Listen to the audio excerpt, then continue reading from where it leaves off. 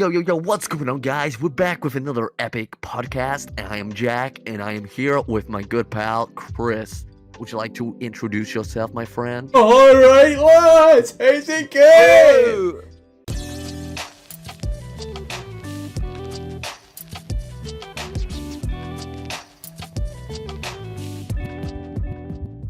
Hello, welcome back to Pattercast episode 3. Obviously, I'm Jack. I'm also here with Proxy, like always. Yes! Episode 3. This one's coming out a bit faster than the second one, though, so that's the main thing. But Just a little bit. We're back at it again, and today we're going to talk grind. about something a little bit more fun, something a little bit more topical as well at the time, but it's kind of influenced by how we're dressing, the both of us. But I'll let you explain, that Jack. would probably... Yeah, okay. We'll probably usually just on this anyways because we're fucking weird. But yeah, so obviously you have probably noticed Mr. Boris Johnson has recently announced that, you know, we've got that exit plan of, I almost said fucking Brexit, that would be definitely the wrong topic, of lockdown and shit. So, you know, that means we're probably going to get a summer this year. So I just thought, you know what it is, the weather's getting a bit nicer, it's getting a bit hotter. I thought, you know what, we could talk about holidays and like what we're looking forward to and like holidays in the past and shit like that. Thought it'd be quite nice. So, you know, dressing for the occasion, it's been a bit nice today. The sun was out. I did the absolute best thing you could do and sit in my bedroom all day, of course. The lockdown special, right? It might be sunny outside, but it's still like 8 degrees, so like whether or not it's a good idea to actually, you know, I mean, yeah, you can go for a walk, that's nice, but other than that, it's nice. you know, I think that's the extent of like what the vast majority of people are doing at the minute. But we're getting in it. Holidays, man, So, like holidays. you know, obviously I think being stuck in the house and, you know, barely being able to do anything over the past year, as someone who's been on quite a few holidays, especially over the past 5 or 6 years, it's felt strange not really having that freedom to go where you want to. And like I said, hopefully, you know, this summer we'll get back to it. But, you know, It's looking that way, definitely. Yeah, we've both been to plenty of places. And I think, you know, just the places we've been to, there's some funny stuff and some interesting stuff as well that we just thought we'd maybe 100%. talk about today. Good and band. Well, before we get properly into it, like always, I am having a nice beverage. And I thought, you know what, since it's a holiday-based one, I'm going to pick one of my favourite drinks to have on holiday. And that would be a lovely, delicious margarita. But I'm fucking shite at making margaritas. And I tried, and it went fucking everywhere. And it was disgusting. It was a mess. I got stressed. So I resorted with getting cheap vodka and a Fanta lemonade. I mean, it's still holiday-like, but let me pull that one out. Yeah, no. And as I'm pouring that, would you like to tell everyone what your beverage of tonight is? I'm just drinking straight vodka, mate. No, I'm drinking my classic water. As you know, I usually drink water on holiday as well. Nah, like I stay hydrated, kids. That's all I'm saying. I mean, I've never seen you drink water before. Like it's like you're usually the one to drink more than me. Like you know, I'm usually drinking really weak stuff, and you're drinking like straight vodka. You're drinking like pure ethanol at one point, man. Yeah, well, I just turned with it. It's this lockdown that's been in the house. It turns me into a different human being. I just want water all the time. As soon as I leave the house, all I can think of is, you know, vodka, whiskey, just anything that'll just get me fucked up. But outside of that, nah, I need the water. That was the most depressing thing I've ever heard in my life. Anything that gets me fucked up, that's so sad. Disclaimer, that's a joke, but still. Right, well, cheers to that one. I'm just going to see if I've made it too strong enough before we carry on. I wasn't watching how much you were pouring in, to be honest. I didn't pour in enough. I actually thought I poured in more than I did, but I mustn't have. You know, it's got. I feel like every episode we make, I'm slowly getting drunker and drunker in each one. And it's gonna be like the same amount of sober.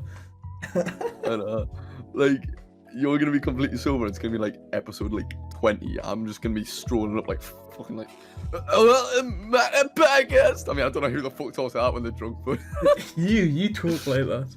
I mean, that's true. Right, let me give this a little taste, and then we'll carry on. We're spending a lot of time on my fucking beautiful. So, anyways, yeah. So holidays and shit. I fucking love a holiday. I try and get in as many as I can. Like even if it's like back in the day when you used to go with your family and shit, I'm still great. You know, I've been on plenty with my friends. I still, you know, I still go on the odd family holiday and that. I just love it. Like, Yeah. where was the last holiday you went? Because you went not that long ago, did you? I went to Greece. Hmm. Was it? I think last September. I think it was just before, because essentially it was like the time where like you could go abroad again after the first initial, tightening of restrictions around. And Well, we mentioned it a bit last episode, didn't we? About yeah, that? I just Really managed to roughly, like sort of yeah. like fly there just before it got tightened again. And so I did go there last year. I did have a holiday booked. I was meant to be going to South Korea last year. I think in Ooh. April, I think it was. And I ended up getting cancelled because obviously it was just the restrictions. It was originally really bad over there as well, but that was kind of sucked because I think when you have in a mindset of everyone like loves having a big holiday, you look forward to it, you build up, I was working, I was doing more hours because I wanted to save that money up to get on holiday, because you can have a better time, and then when it gets cancelled you're like, oh, this is a bit naff, but What am I living for? yeah, literally. But the last time I went away was It looked Greece. really That was- nice. That was very nice. I'll talk a little bit about that later. But I think first of all, I don't know if you want to maybe talk about maybe holidays when we were a bit younger. Like family holidays. I guess it would make sense if we started, and built our way up to like just me throwing us in the deep end, just be like, oh, so what's your most recent holiday? Yeah. So like I always remember like back because obviously family holidays and shit, and like I've been on a kind of few like as I've been growing up and that. Even if it was just little things like back in the day, we used to go to centre parks quite a lot. And I know it's not like a holiday abroad, but it's still like a holiday, like a getaway if you want to say. And I always liked that sort of shit. But there was always this one like little story that, and it must have traumatized me because this shit has stayed in my head. I am 20 years old now. I think I must have been about 3 at the time. And this has stayed in my head ever since, right? It's not even an interesting story. I was in like Greece or somewhere, and it was for like me auntie's wedding. I don't even know, to be honest. I don't remember the holiday very much. I just remember this moment. And it's so silly. I was really young, like I said, and I was sat with me dad, and we're on this high wall, and we're in this like sort of like old-fashioned town. It was beautiful. Well, I think. And I remember this like in my head from like a really young child's perspective. I'm sitting on this bench with my father, and this little old woman comes out a house, right? And in my head, I'll paint it. She was about that tall, like tiny, like smaller than me, a 3-year-old, and she came out a door, and her door was about the same height as her. So she came out this almost like a little mouse hole of a door, and this little old wrinkly, and she had only one arm, she was missing an arm, and she was green. She was fucking green. She looked like Shrek, but obviously didn't look like Shrek, but same skin color. And she was like, "Get down off the wall!" And she was being really nice, apparently, like just being like, apparently she lost her arm because she fell off that wall when she was younger, and she was just being like, oh, basically saying to me father, I wouldn't if I was you. But that is stuck in my head as she was this really scary green, I don't know why I thought she was green, but some really scary green witch shouting at me. And I know we've started on a bit of a fucking weird note, but my God, that's one of my earliest memories of holidays. That's actually wild. A little old green lady just coming out. Get off that wall! Oh, should you say he was in Greece? So she was a Greek lady. Get off that wall, mister! You sit on there. You would not sit on my lawn. I mean, the poor lass was probably lovely, and I'm sure she was absolutely meaning the best for me. But I looked at her and I was fucking terrified. Like, there's nothing wrong with only having one arm, but for a 3-year-old, that shit scared me. I was like, is she a monster? You just Like, still to this day having horrible. nightmares about this little green lady that like traumatized you on your holidays. Yeah, it was probably Yoda. Yeah, literally. Yoda's wife. Maybe that's where they reside now. Funny you should talk about that though. I remember like so I went to Florida a couple times when I was little. I think I went, I don't know, maybe 2 or 3 times, and I was like literally like 3 or 4. And I always remember as a kid I used to have so many nightmares. I think we touched on this in the first episode. I used to like just have nightmares all the time, and I remember About your cold room and that. yeah, literally. But I remember one of the common recurring like nightmares that I had was about this like dragon chasing me down the stairs. And I remember when we went to Florida, we went to Florida, and obviously it's great and stuff. And I can't really remember that much about it now, to be honest, because I was so young.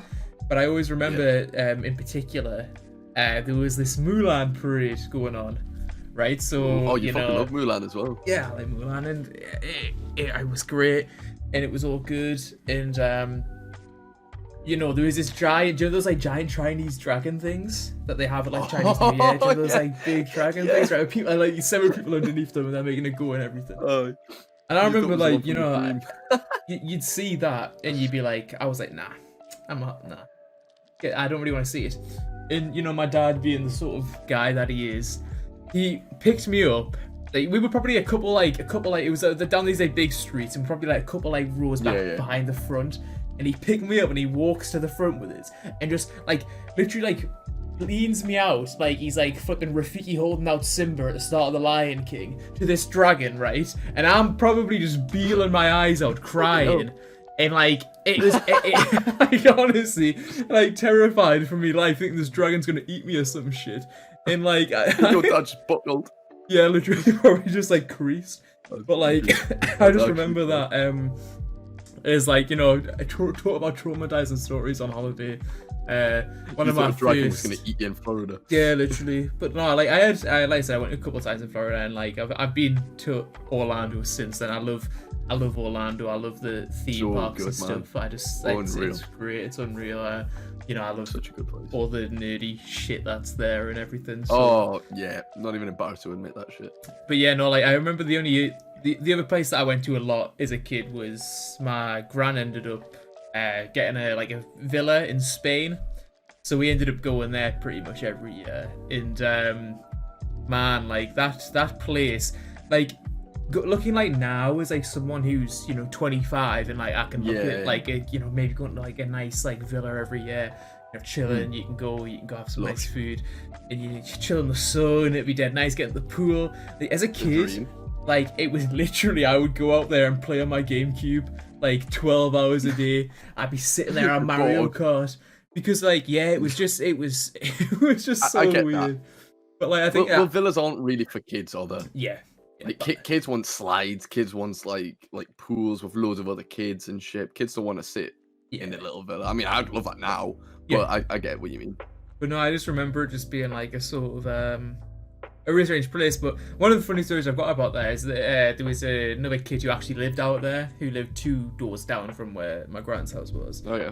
And we became mates, over the years of being there. But he was a strange kid, in the sense that was he the neighbour's kid that your mum always tells you got to go play with? Yeah, pretty much.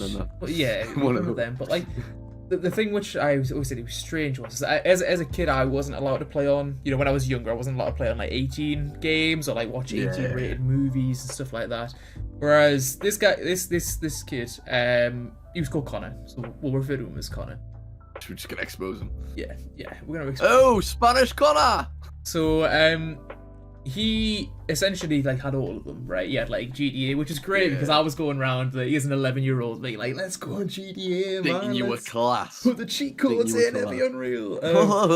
But like he clearly had he'd been playing on these games from like 5, 6, 7, and he just had no sort of like barrier for what was like acceptable. Yeah, I get you. And he just kept going like, I'm gonna get a chainsaw and chop some zombies up, and he would say this to like my mom and dad and stuff.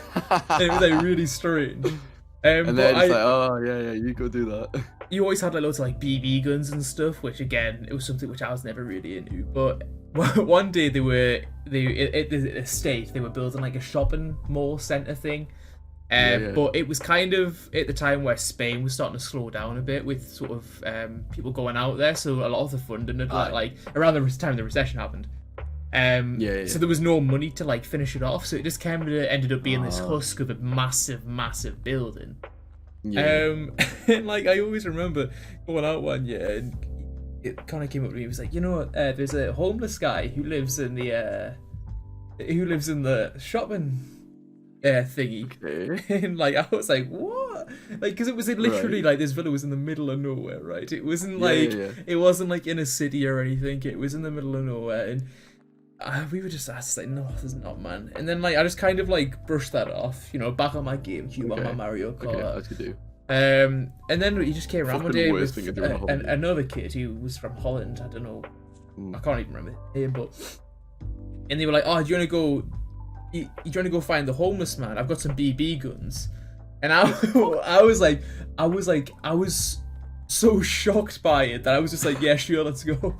So, right, so right, give us a gun. I was, yeah, it was literally, it was so like, it was such a strange thing. So I was like, yeah, okay, let's go find this homeless. But I remember going in that place, and it was so weird because it was like I said, it was this like giant construction site essentially, Cool. but it was Was just it like just like a half-built shopping centre? yeah. So like imagine like your Trafford Right. Centre, your Metro Centre, not yeah, that yeah. big.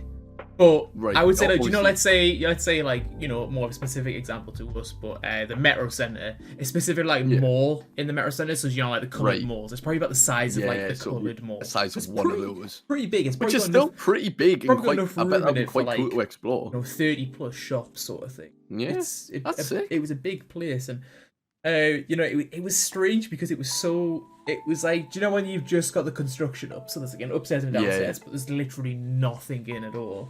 So I remember we were like clearing this building like we were in some movie or some shit, clearing the rooms, running in like doing like barrel rolls and some shit. And like yeah, I just remember like Connor just screaming in one room. Like he was like at the other end for some reason. And like he just like ran and like apparently this homeless man started like chasing him or something. I never saw him, right? So he could have just been talking a load of bollocks, but I just thought that was just hilarious, just like searching for this homeless man with BB guns. I don't know what we were ever gonna do if we like found him. Fucking hell, do you know what I was picturing there? As like, honestly, it sounded like the start of like a murder documentary where like, did you ever watch Don't Fuck With Cats? Yeah. How he like started with like animals that I can just imagine this kind of lad that you were saying like, you'd be like, oh yeah, homeless bloke in there, we'll go shoot my BB guns. And it turns out he's actually just got a fucking AK and just like lights up the place and just kills us. No, that's what I was expecting. The sort of character he was, it wouldn't surprise me at all. I mean, the way you're describing him. Yeah, like honestly. So, yeah, anyways, Connor got arrested last week for murder. Yeah, he's a lovely lad though. He was cautious, he was misunderstood. Fine, he was a... But no, I always remember that was just like a funny story. There was a lot of other like random shit that kiddo did, and he was funny. Like he was funny. Some of the stuff he used to do. He used to like dance on his like granddad's car, like on the top, on your like the top, not the bonnet, like the roof. He used to get on the roof and he like handstands on it and shit. He was crazy. It's like that. His car just goes like this. Yeah, like he was just it was wild. But that was like I used to go there all the time, and it was good. There was some good bits. But I mean, you wouldn't fucking know. You'd leave. You just stay in your fucking Game Boy. Yeah, no, literally, just sitting there. But that's what I did a lot as a kid. I mean, I don't know, like, what was sort of your experiences of like going to like different places? Like, to be honest, quite different because like I never went. Like, I would go to like the opposite side of that, where like if you would go to like a villa like every year, we would tend to go to like quite a lot of different places, and. Excuse me. And essentially, I kind of remember, like, I'm thinking, like, kind of really early days and, like, work my way up. Some of, like, my really early holidays were, like, well, a lot of times were America as well. Yeah. Because I got family who live out there. So, essentially, back when I was really young, we used to go to LA a lot because, like, my granddad and his girlfriend at the time live out there. And then, like, well, not recently, it's like, I'm talking, like, 12 years ago now. Actually, even longer, probably like 15 years ago. So I was fairly young. Got back in touch with like my granddad and my mom's dad, and so then we used to go out, fly out to America to see them all and that. And to be honest, I don't really remember anything of those holidays. I just remember I used to go and like there's photos of me like wearing like the Mickey Mouse ears at like Disneyland and shit like that. Yeah. And like I briefly have like little memories and it being nice and shit like that, but I don't remember much. But then like as I got older, they moved to Vegas. So like my granddad and his girlfriend, and I mean they're married now, but like at the time it was his girlfriend, they moved over to Vegas. And like I feel like when they did the move to Vegas, that's where I started remembering the holidays a lot more, and that was when like I could appreciate it as for what it is. And I tell you what, Vegas is a weird place because like Vegas is one of those things. I mean, it's not really for a child, but it's kind of one of those places where it's like it's seen as a bit of a shithole, and I mean, kind of is.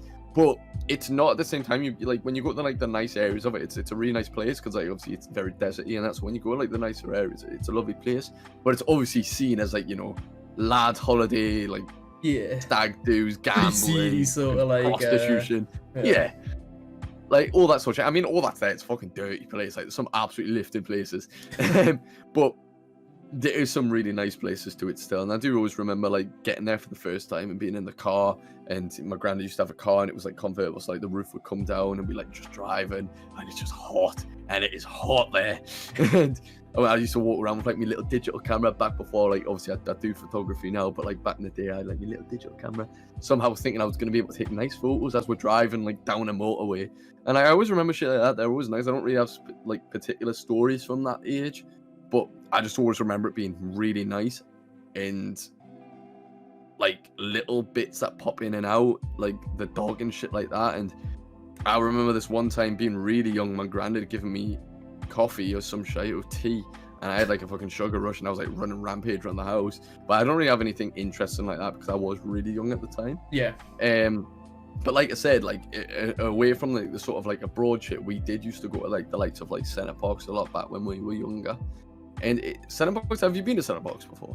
No. Is it like sort of like the explain me what it is, because I think I might have once or twice when I was younger, but like it's kind of like it is a really nice place. It's a big forest. It's kind of like if you want to say, it's not an activity centre, because that sounds shit.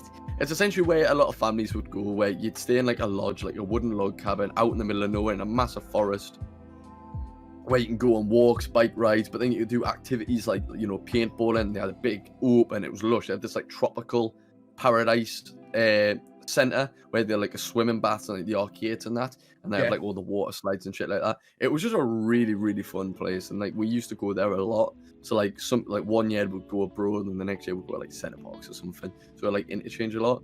But like I've got so many fun memories with like that Centre Parks. So we used to go to the same one like all the time, and like you'd meet people and that, and you'd be playing, and like just I don't know, like I've just got really fun memories with the place. You know what I mean? Like, yeah. So many things I think back on. They're not necessarily the most interesting to talk about, but I just think like wholesome. Like a nice. Yeah, no, nice I think it's more like, especially when you're younger, I think like a holiday doesn't necessarily have to be abroad somewhere. I think it's more. You know, often, you know, I joked about, you know, honouring that, but it was when you would go abroad and you'd meet people who you'd never met before. Yeah, definitely. Just, like as a child, you just mates with them like instantly after like instantly half an best hour pals, of, like talk and sort of thing, and it's like you're inseparable and you just do everything together, and I think that's part of the fun of like holidays, especially when you're younger. 100%.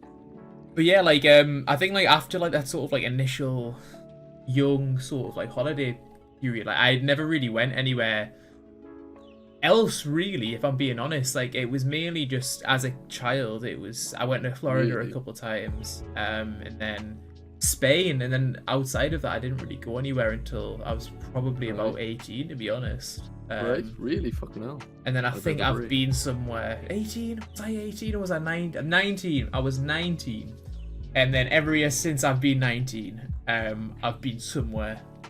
So, because I love traveling. That's why you started. Yeah, I was gonna say that, like more or less when you got a bit older, that was when you started going to like actual like traveling excitement. It was essentially when I got together with my girlfriend. Like we just like, you know, she's really into traveling, I'm really into traveling. I just really I just really enjoy seeing places. I remember that it was. No, I agree. I think it's one of the best ways to sort of spend your money.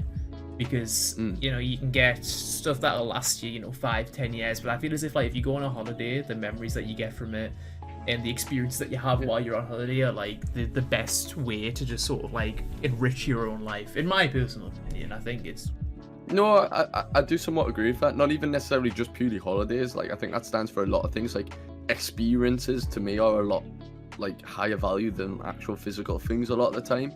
So like even like little things like, kind of a bit of a tangent, I won't go far into it because we'll save this for another day, but like the likes of like festivals and shit, like especially this year, like how, you know, we haven't had anything from last year, and then suddenly we're potentially having everything again. Like I will happily spend like $3,000 on gigs, festivals and holidays than get new clothes and shit. Like, I mean, I like buying myself new outfits and shit, but I'd much rather like spend it on the experience. You know what I mean? Hey, look, I mean, like spending money on stuff like I've already got like I've got like some. I was going to say non-refundable. I've already got some refundable hotels booked for places that I want to go to in the summer. Yeah, I've been literally like the past week out, like since like since the announcement, I've just been like, right, let's get here booked. Oh let's get there booked. Because I mean, like, honestly, there's no like I have no Mental. idea whether we'll be able to do stuff abroad, but like you might as well. It's the hope. It's the You might as well. hope that we will be able to do it. So it's Gotta be optimistic at the end of the day, or you're gonna be in that exactly. fucking shit slump every day, aren't you? Yeah, But if you know, 100%. like thinking, well, in 3 months' time, I could be in Korea or I could be in Prague, or Yeah. you know what I mean? Like that's such a nice feeling.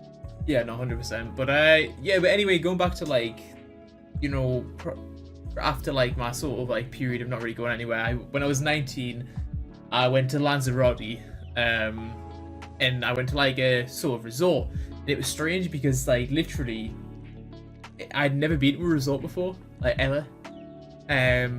Not much shit because obviously. Yeah, the because water's like in because the my river gran and had shit, that house, I'd never been to anywhere like that, and I think we literally just got bed and breakfast, so it wasn't like all inclusive already. But it was even that sense to like go and get your breakfast every day. Like I remember staying in hotels in the UK where you go get your breakfast, but it was just so weird to just like, you know, go there and have this like massive spread of everything you could possibly I ever fucking want love to it, eat. mate. I love it. It was certainly an experience, and I mean that was the first time like I'd ever really been away like without my family, so that was like another experience in itself. I think it's Definitely. Your Yeah, first time away is always going to be memorable, Yeah. isn't it? I just think the more I think about yours compared to what I'm going to tell you about mine later, it's so fucking funny how different they are. Yeah, no, I mean like because I went to Lanzarote with my girlfriend, like it was very sort of it was chill. I remember my mum was like dead sort of like beforehand, she was gotta make sure you got your travel insurance in your bag, and you gotta have a copy of your passport photo, and like Don't die. it was like all the stuff that you don't really think about when you go on holiday with your family. It's like, oh, yeah, where's my passport? I don't even know what my passport is. My mum's got it, you know, like you just like you've got there, and you're like, wait, where's my like fuck.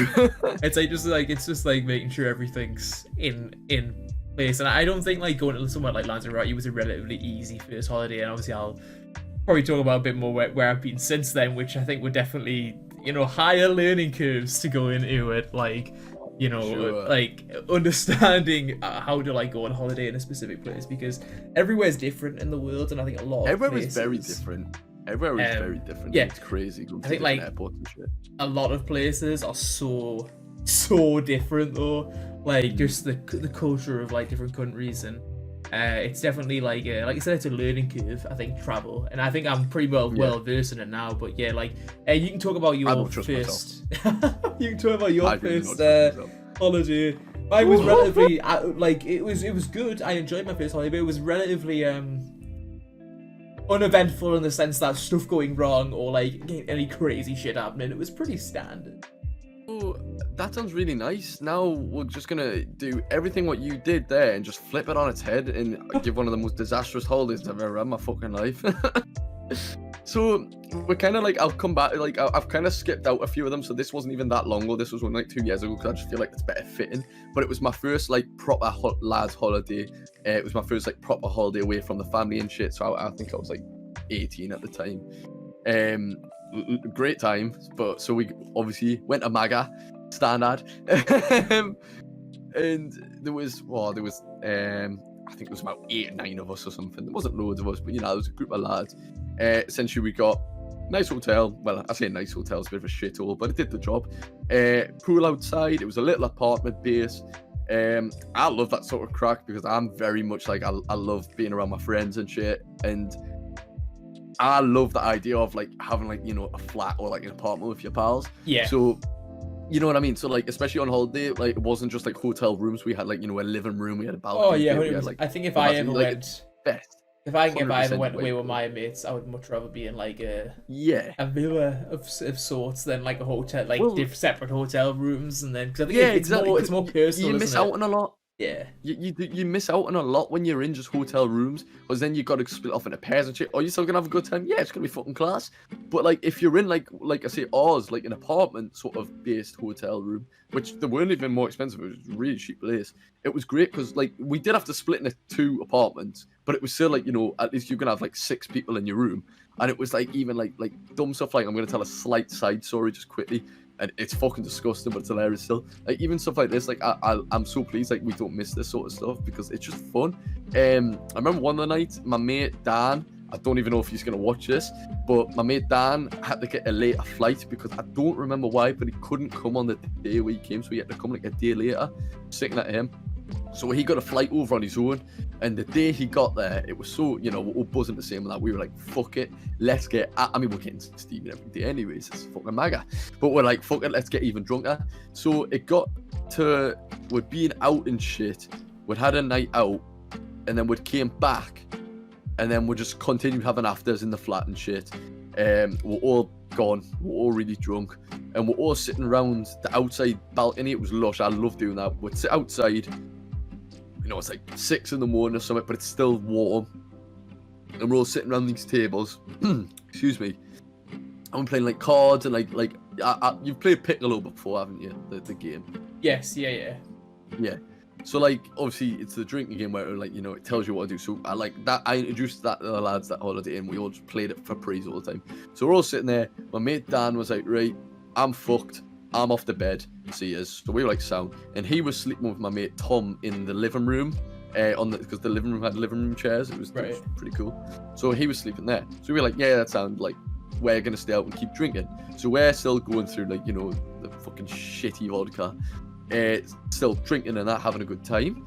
And I can't remember what it was, but I needed to nip inside for a minute to get something. And it was dark still, like, because the curtains were closed. We were sitting outside, obviously, so it was light. But when you go into the room, they've got the blackout curtains and shit, so it was really dark. So I was like walking around, like trying to see, like, I don't wake them up. I'm like whispering through. They were still outside. I'm like looking, and then I see there was a packet of salami on the bench, and I'm like, fucking right, I'm not gonna eat on the salami. So I put my hand on the bench to go like get my balance, and I go to get some salami, and I slid, and I like shot across the bench like that, and like I kind of like slumped. I was like, what the fuck? And like I looked down, and there was just orange shit everywhere, like dribbled. It was all down my arm, that was down me. It was all over the bench, in the sink, all over the microwave, in the fridge. And I was like, that's not what I think it is it? I was like, oh no. No. And I just turn around and I look at Dan, and Dan's asleep. And I look at his pillow, and his pillow's just orange, and there's just orange around his mouth. And I was like, no! Oh no, that's and there's just orange sick all down me, all over the bench. It was in the fridge, it was in the sink, it was all over the salami. And I'm just sitting there going, it's fucking minging. So like, I'm not grossed out easily, so like I wasn't that arse. I was like, for fuck's sake, man, I was more just buckled at it. But like, it's so minging that, man. That is rancid, like. And like, that's not even like, we'll keep coming back to this holiday because like so much shit happened in this holiday. I like, obviously I don't want to spend like the next fucking half hour just me talking about it. So we'll bounce back and forth back to it because like I've got more to it. That's like just like the tip of the iceberg, man. Yeah, it's fucking lovely. Oh man, that's actually like that's one thing which I can say, like obviously I've never experienced, because I think like just for whatever reason like my mates never really like went into it. I don't think I necessarily have ever really been like massively up for like a MAGA lads on tour sort of like lads, hey. Like holiday. It's never really been something which I've necessarily gone for, even though I understand why people do. It's like different. It's, you know, people, everyone's different at the end of the day. Yeah, but that's certainly, that story is definitely not something which I feel as if I've missed out on. Like I feel as if like I've like missed a trick. You know, I should have done that when I was 18. You know, like I feel as if like that's comforting to know that that's the sort of stuff that I've missed out on. Yeah, I mean, you do say that, but like at the same time, because it's part of the fun. It's part of the fun. But it's, yeah, exactly. Like no one, like if you go on a lad's holiday with your mate and your mate throws up everywhere and you like step in it or something and you get angry at your mate or you get pissed off at that, you're a fucking fanny. Laugh it off and take the piss out your pal for being a lightweight. That's the best way to do it. You have a laugh at the end of the day. Do you know what I mean? Yeah, no, yeah. Like, no, yes, did he ruin the fridge and did he get sick all over our drinks? That's the worst. No, it was really fun. That's the worst. It's not ideal, I'll be honest, it's not ideal. Yeah. But I kind of like went. So we went to Lanzarote. I went to Lanzarote, and the next year afterwards, I was just like, I don't know if I had like a year out from school in between going to uni. Yeah. I worked like a lot that year. I had quite a bit of money saved up. Okay. I was like, well, let's have a look and see where we go.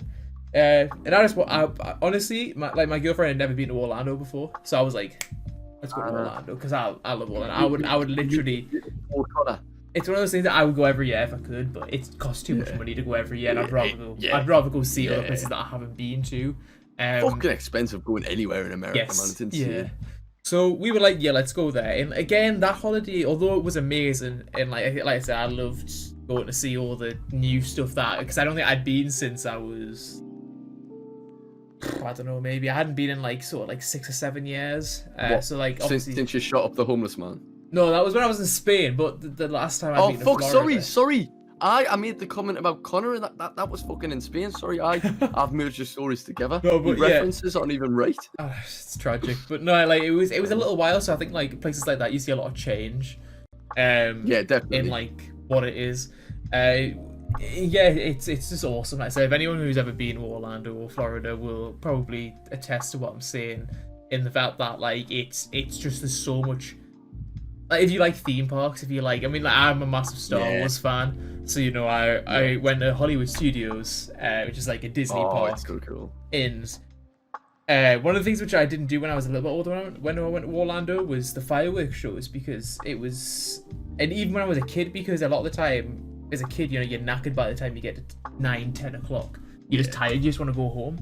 Whereas it was one of those things where I went back that time, I was like, look, let's go all at the fireworks shows. So I remember being at Hollywood Studios, and they have like an awesome like Star Wars bit, Star Wars ride and everything. Yeah, and it's cool. And I was like in there, and I was like, oh, you know, I'm gonna buy my own lightsaber. And Brogan was like, no, you're not doing that. And I was like, yeah, it's probably How are you, Brogan? Probably let him get his lightsaber. Probably a good idea. We did get a wand from Harry Potter Land and Universal though, but that's a different thing. What, a lightsaber from Harry Potter? No, a wand. I was gonna fucking say, why the fuck are you getting a lightsaber from Hogwarts? Just going around like flipping diagonally with a purple lightsaber. Come on, man! You've got your Darth Maul one, just like. Yeah, literally.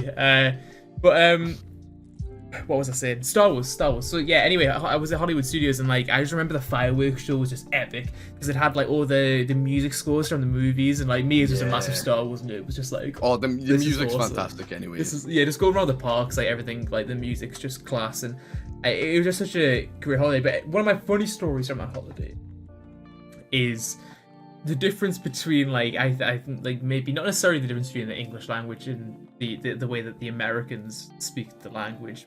I've got another one of these cases when I went to America a couple of years later.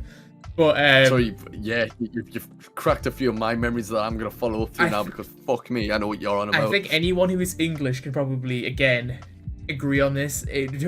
Regardless of what your accent is, whether you have a slightly posh accent or a really sort of like heavily dialected language like accent. We went to McDonald's, ironically, we're abroad and the food we decided to go get. Fuck you going to McDonald's for America? I mean, it is Orlando though. It is Orlando, so there's not like that many like. It's not like going to somewhere else. Yeah. Again, I'll comment somewhere else I went, and I'm pretty sure we went to McDonald's there as well. We might not have actually, but I literally go to my goal is to go to McDonald's in every single country I've ever been to. But anyway. Fuck me, that's the saddest. That is the saddest flex I've ever heard in my life. Bro, I've been to McDonald's in Japan. I've been to McDonald's in South Korea. So actually, in fairness, the ones I've seen in Japan look really cool. They're unreal, but we'll get on to that. So we were in McDonald's, and we just again whatever. I can't remember what I got. God knows, no one really cares.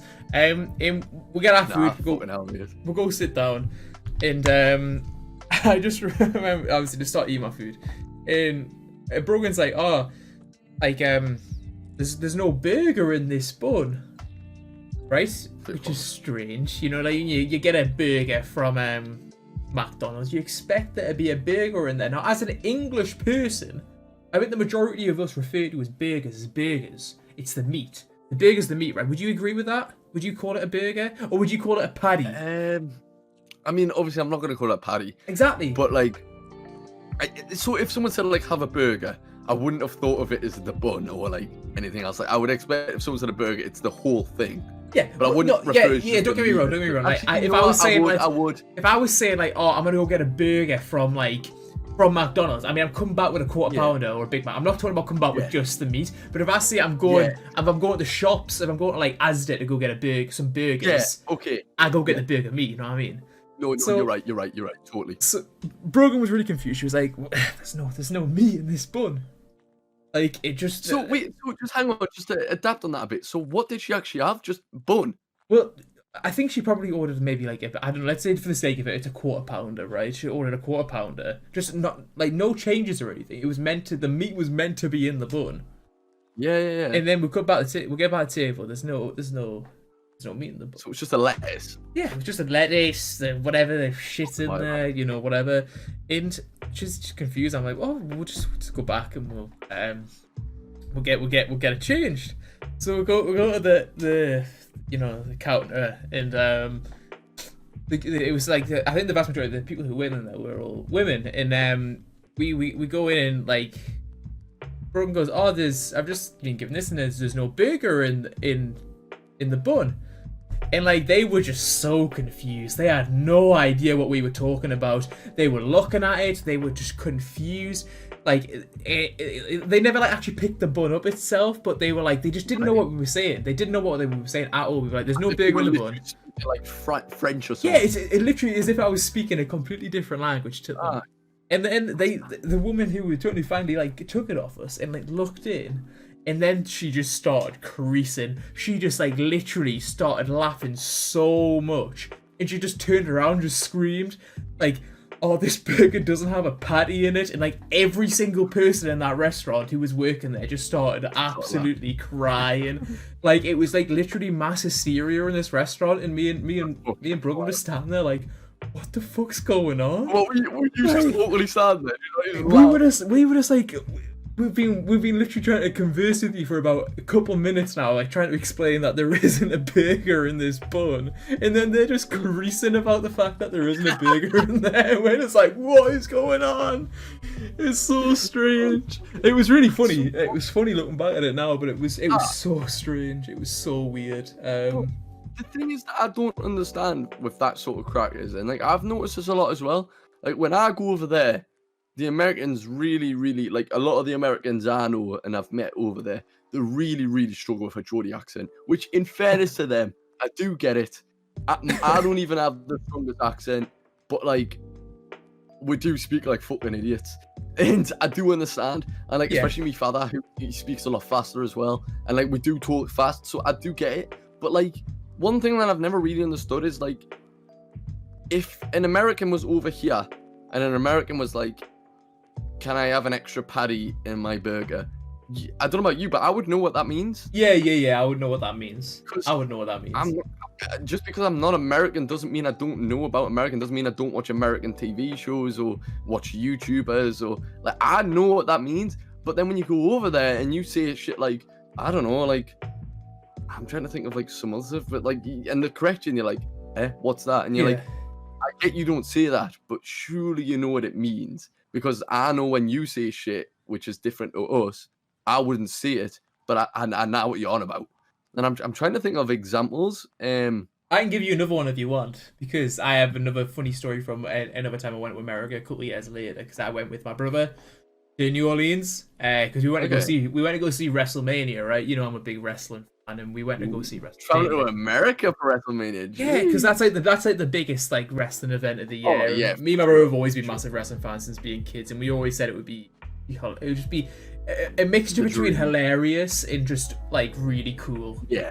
To go and do it. Like as a wrestling fan, that's kind of anyone who's a wrestling fan would say that they want to go see WrestleMania live. So we were like, yeah, let's go do it. Anyway, quickly, I'll come back more to that story in a bit. But in the arena when we were there, my brother was trying to order a bottle of water. And he had no idea what he was trying to buy. No idea, because he was saying water. Can I have a bottle of water? He wasn't saying can I have a bottle of water. He was saying can I have a bottle of water. Like no, yes, you look how confused you look right there, right? I know, and I think any normal person would understand that water. He might be saying it a bit broader than me, but not much more. He just doesn't pronounce the T essentially.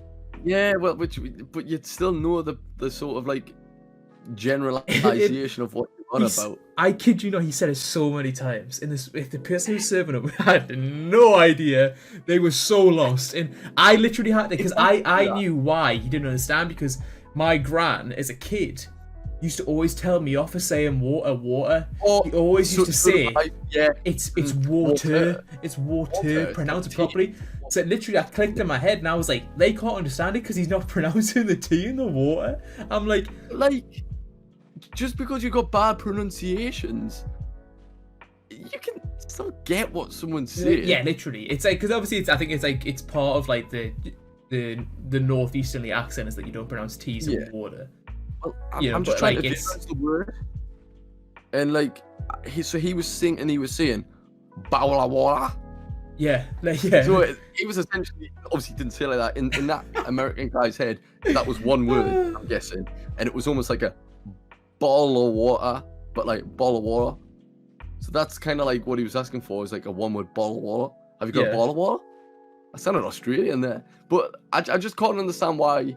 Yeah, no, it's insane, isn't it? But like that was one of the funny stories from, when I was in Orlando, when I went to New Orleans. But yeah, it's just funny. I think like a lot of the stuff, like especially which I've experienced with Americans, it's like it always ends up being the same sort of crack, doesn't it? Yeah, always. And it's mad because like I've got this mate who like I do Zooms with and shit. Like I don't really know him, but like I know him through like chatting through Zooms and through lockdown. A lovely guy, and he's an American that came over from America. Actually, in fact, after this, I'm gonna ask him why they get so confused. But yeah, so he traveled from over America and he came and lived down London for a bit, and like because he was doing uni there. He's back home now, but like he stayed for a while. And even him, like he laughs and he'll say certain things. He's supposed to Newcastle as well, so fucking big up Andrew. But like even like little things, like he can understand me fine, more or less. Like he might say like, "What the fuck is that?" Or like be like, "What?" Like if I'm saying like peeve or something or peevy, I get that because that's just shit Geordie slang. Or I bet I don't understand from. half of the Geordie slang, me, in all honesty. So I get it. Geordie slang's fucking dumb. So if I'm like talking like proper like dodgy like cushies and like PV and just daft stuff like that, I can get why people wouldn't understand that, because even people in the UK aren't going to understand that. But like he understands like more shit I say, and it just makes me think like I don't know, like is it sometimes a bit of ignorance of not wanting to understand it? Maybe a bit of both, in all honesty. But I think it's probably all sorts, to be honest. But it does seem it's always funny. I think it's always like strange. Oh, mate, it's hilarious. It doesn't bother me. I mean, having said that, I do have to. We can't also say that Americans are bad, because I remember when I went to Orlando one of the times with my parents, I had to order our food at KFC because there were some black guys working there, and my mum could not understand a word they were saying. She had no idea what they were saying. It was as if they were speaking a foreign language. I could understand what they were saying. Yeah, I get you. But like, obviously, again, people talk differently, and it's harder to understand sometimes. And it's one of those, like, I've just said that, but then like the more I think about it, the more I'm like, yes, we're definitely not perfect at all. And I guess like not even like Americans, but like even if like you go to the likes of like a different country like Italy or something, where a lot of them can speak quite good English, but like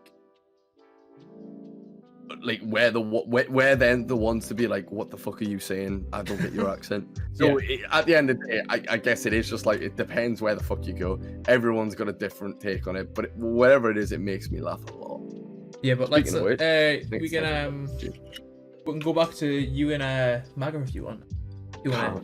I feel like every few stories we've just got to bring back MAGA because it's just such a fucking topical one. Pour another bed first though. But yeah, no, I can. Oh fuck! I put a bit in, like half a pint of vodka. Shit, I've almost went through the full bottle. Oh boy. No, but yeah, I mean, I think regardless of where you go, it's you always come out with funny stories, and like I think it's like it's the little things that, rather than even like just the stuff that like you remember as much. It's like I said, like just even like little stories like that about like, you know, people not understanding you. Like I remember it so well because it's just funny. It's funny looking back at it now. Yeah, being like, it's just hilarious. Well, let me bring you back to MAGA love. So I'm trying to think of like, because like I said, there's so many stories. I'm trying to think of which ones are the best to tell. I've got some like just purely funny ones, and I've got some fucking horrible ones where I'm like, holy shit. But so there's loads of stories of people just being sick and shit. Hang on, let me just double check the string is okay. Perfect. So yeah, so the first one, it's really basic. Everyone has those type of stories when they're being sick. I've got loads of like little daft ones where like I said, like we had the little apartment. We used to play Piccolo every night, and what we used to do is we'd get and sorry, this is mad as well. Like this always is a story that always makes me I find it quite interesting. There was a little corner shop quite close to our like apartment. So what we used to do is we'd walk out, tops off, and it was lush, whether it was dead warm. We'd walk pretty hungover from the night before to get more drink for the flat. So we'd get like a crate or like a bottle of spirits, and we bought Jägermeister. And do you know how Jäger is like impossible to freeze? I didn't, but well, yeah, so I do now.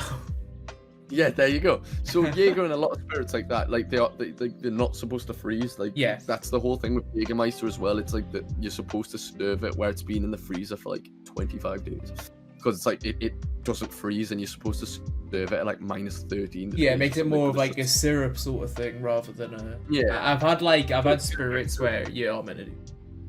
Yeah, exactly. So you know the crack.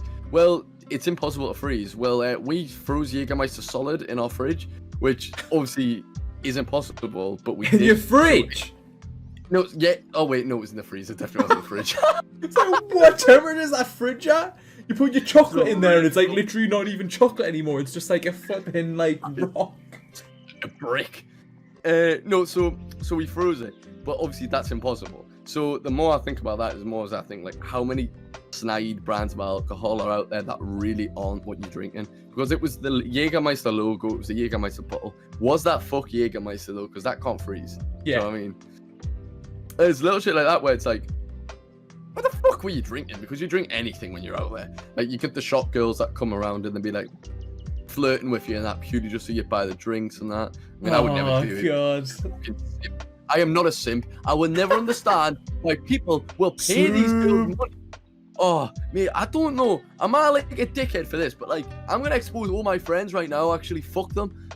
So we're all sitting around the table. And this attractive shop girl, she was really good looking. And she was sitting down. And did she have good crack? Yeah, I don't mind talking to them. Good crack. And she was talking to us all. She was alive. She was like, oh, boy, it's my birthday. So you all start giving her fucking money and shots and shit. I'm like, what the fuck are you doing? She's not going to shag you. So, yeah, I don't know why that came up, but it did. But yeah, so you're drinking anything. You're drinking like they'd have these like syringe shots that way. You like open your mouth and it's just like like absinthe and that. It's like fucking vile. So you'd be drinking all those like I don't know what it was, but so there were all this stuff. But like, yeah, I have no idea what that Jägermeister was. So anyway, so just like the whole thing. So we had like the main strip and that, and we had like the little bars that we'd go to and that, and we had. You know what? Fuck it. Let's go for the big juicy gossip, because this one's fucking mental. This story, man. So you gotta buckle up for this one. So, strap in, folks. What we used to do. You heard? Strap in, folks. Mate, it's a fucking ropey one. So you've got like your bars and shit on the strip, and we had this bar that we'd always go to. It was like the Red Lion, and it was a bit shit, but it was fine. Like, it was fun. We'd sit outside, we'd get drunk. It was cheap as fuck, especially if you can barter. If you can barter with them, you can get drinks and fish bowls and all these like amazing like drinks for like fuck all. I love it. So we're all like wearing like gear bought from like lucky men, and I'm wearing like radioactive. I'm definitely not wearing radioactive glasses. I'm wearing like LED glasses and shit, like a sailor hat, like just loads of dumb shit. We're all out with being tits, and then we went to call it quits. Don't remember what happened. We went back to the apartment. We split into two groups. I think it was the nightclub we were in was really shit, and we were like, it was quite late, and me and like some of the lads were like, this is fucking dead. I'm just spending money. I'd rather go back to the apartment where I know we've got drinks and we can just get fucked there, because obviously it was dead late anyways. It wasn't as if it would be wasting a day. So it was like me, my mate Goldie, Josh, Bailey, I think it was us four, all decided to leave. So, and maybe Danny, I can't remember everyone who went. So we all go back to our apartment, and we're just like getting fucked in the apartment and that, blah blah blah. All is good. We get a call of my mate Dan, and he's just like, we've lost Tom. you don't want to lose your mate in Magaluf. It's just not good. It's a really ropey place. Yeah, no. I know, like a lot of people can look after themselves, boys and girls, but like you don't want to go missing on your own in Magaluf. It's not a nice place. So we're like, for fuck's sake. So we're like, right, give us a minute. We're gonna get up and have a look for him and shit. So we get up to go, and then they were like, no, don't you go out looking for him as well, because we don't want to all be out looking at the same time. They were like, we're already out. Something like this. I might be telling the story slightly wrong, but it was like they were already out looking for him. That's right, and then we're just gonna magically poof back into place. Oh my god, there were no mistakes with the proxy. Nothing happened. No. Definitely no more abuse. But anyways, as I was saying, so yeah, so parallel stories. We're looking for my mate. So we find my mate Tom. He is fucked. So he's like, we see him like, because the way our hotel was, it was like almost like two big rows, and each had like things, and there was like a big bridge across it. So we were like on the top floor, and we could see down, and we could just see him at the lift, just like kind of like fuck, like trying to press it, like literally like press it like this, like a zombie. Literally like a zombie. Yes, the zombies. So yeah, so I see my mate being a fucking idiot, trying to get in, looking like a zombie. It was literally like The Walking Dead, but like worse. So we see him. So we walk over, and he's just like mumbling. He's just kind of like, so it's funny as fuck. So we're like, as you do. Like, I don't know about you, but like if you see your mate that fucked, like it's funny. Yeah. Like as long as he's not in danger, you're gonna laugh. Like you've definitely seen me in situations where I've been 100%. Like, that fucked. Yeah, and you've definitely laughed because it's fucking hilarious. And so yeah, we're all laughing at him. He's like, fuck off, and like we're recording him. I'll show you the video. Something that's fucking great. So long story short, we take him back to the room, but we're letting him do all the work because we're all dickheads. So he's like trying to get his key card in, but it's on your arm. So he's just going like, and then he starts going, Jack, please, no, please, no, please, Jack, no, please, how, no, like literally like this, like a robot going, no, please. And this went on for ages, and we're like, what the fuck? Take a picture of the Matrix. Literally, like it was some like weird shit going on there. We're like, what the fuck? So he'd been a right tit. So we're like buckled, like we let him in and that in the end. We're creased. I'm like proper stirring him. I'm like asking him stories. He tell us a story. I can't get in the ins and outs of it because there's some shit like I can't stay on this. And I don't want to expose Tom too much. But yeah, in the end, it started getting a bit dodgy. He started being sick, and there's like blood, and he's sick and that. So we're like, for fuck's sake, this is dodgy. So we kind of came to the conclusion, like, shit, we think he got spiked because he said that he ended up walking on the beach on his own, and they were lucky men, and it was just some weird business. And that's when it started getting a bit worrying.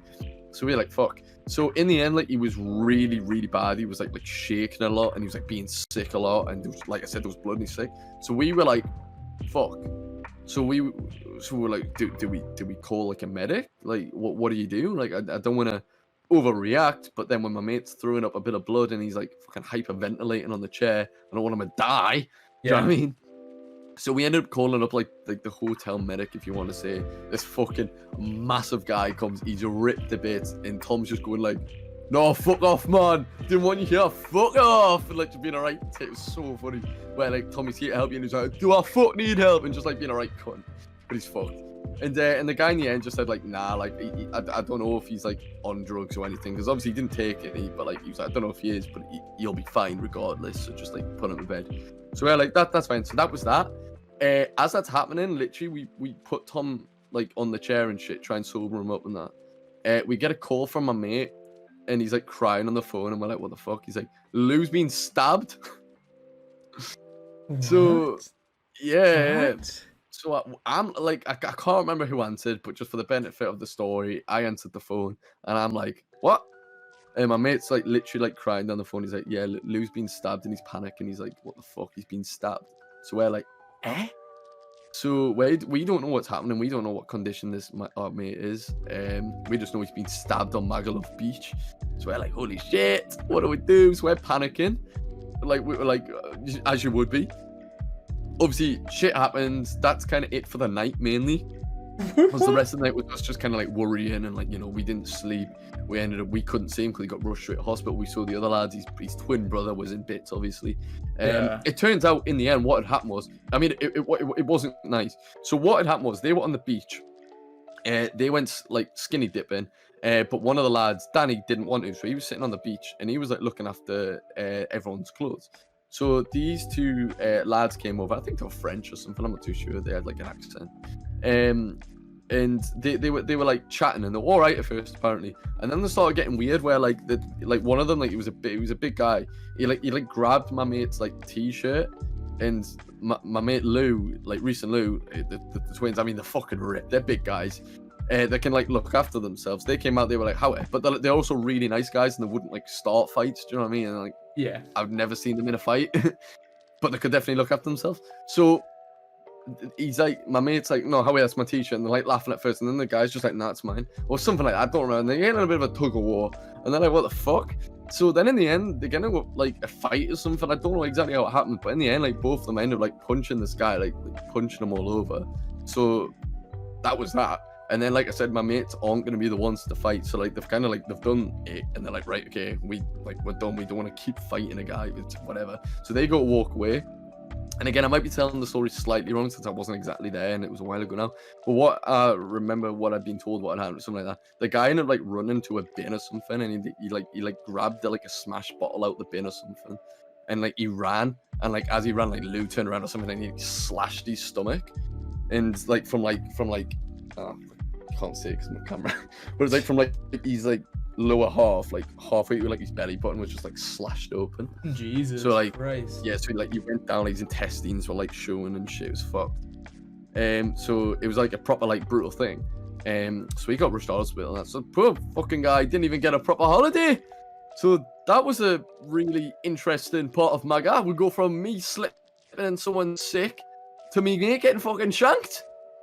Yeah, he was all right though, right? Oh, sorry, I should probably follow that up. Yeah, so he died a couple of weeks later. It was fucking. That's not even a nice thing to joke.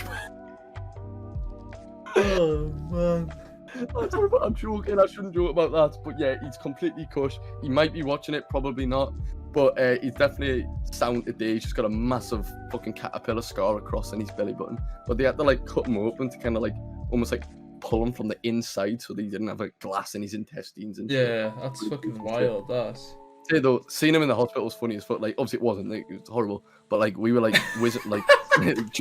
I love this story all the way through, right? All the way through, you being like, oh, it was funny as fuck. Actually, it wasn't. But you know, it was funny as fuck though. You know what I'm saying? But, no, it wasn't really. Well, it was pretty serious. I keep saying it's funny because our sense of humor will rip each other for shit, and like obviously a lot of people will find certain things funny, but then I just think like I'm basically saying to people that might know us like, oh, my mate got stabbed. What a crease! Like, that's not the case. Obviously it was horrible. Like we were crying and shit. Well, I don't think I cried, but still, there were still funny bits to it. Like when we're in the hospital, like jumping on his wheelchair, like there's like a photo of us all like you're bouncing around his wheelchair in his room and that. But that was mainly it. Like we got other bits. Like you've seen like my tattoo from Magaluf, haven't you? Yes. Yeah. Which is an interesting one where I got a really nice. Actually, we'll see if we can get it on the camera. I got a really nice misspelled tattoo in Magaluf. Right there. Oh, I can't be asked to readjust it, but yeah. And it says Magachi and Sus, and it's spelled wrong. So yeah, that was my holiday in Maga. It was an interesting one. I've got to admit, Jack, for anyone listening, or for anyone who's maybe you've just turned 70 and 80, you're thinking about going to Magaluf, I think you might be damaging that business in all honesty. The thing is, like, what I want to say about it though is, I loved it. I had a fantastic time. And like we've kind of skipped over like the positives a bit. Yeah. Like I mean, like this one's so funny because like you don't want to sit in here, me and you talk about the times when me and my mate had a nice time and had some pints because that's not interesting. But like we did have such a good time where like there's this big fella who goes out and his quirk is that outside the pub he just lifts up tourists. He's called like Benny the Bull or something. He's fucking huge and like it's just great. Like you meet people, like we met a bunch of people there. We had sessions with like mate. I'm mad at this. My mate met his girlfriend in Maga. Yeah, I'm gonna call him a fanny, but it's still great. You know what I mean, like it's shit like that. Like it's I say it's a lovely place. It's shithole, but it's a great place, and I have a lot of fun, and I'm definitely going back. Well, yeah, there you go. Anyone thinking about going to Magaluf? Just listen to that right there, right? Okay. We'll clip that bit, but just ignore the fact that my mate got shanked by some French geezer with a blue wicked bottle. Jesus Christ. With a blue wicked bottle as well. Could have been something classy. I know, it's the worst, you know, it's probably some like 15-year-old who's stuck in a Magaluf's been drinking Blue Wicked on the beach. Literally, man, it's fucking mad. I feel like those type of stories are the best though, where it's like I've got loads of them and like we'll kind of like move on a bit more now, but like I went on like a rugby tour to Italy. And this was again like a couple of years ago. So this was before Maga. But even like little things like that, like Italy's a lovely place. It's absolutely great. But when you got like a bunch of lads who are all getting fucked and getting like on it together, it's like it's always like bad shit's gonna happen. And to be honest, it ended up being like it was like a really good holiday.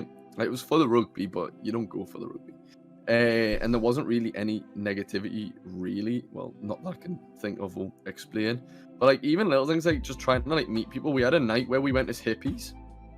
And to be honest, it's quite funny because at the time I had short hair, like a fringe and shit.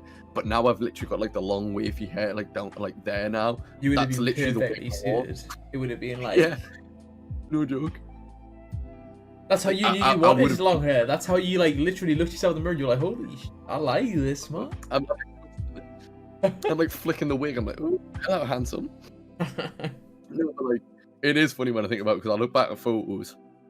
And it just looks like me now.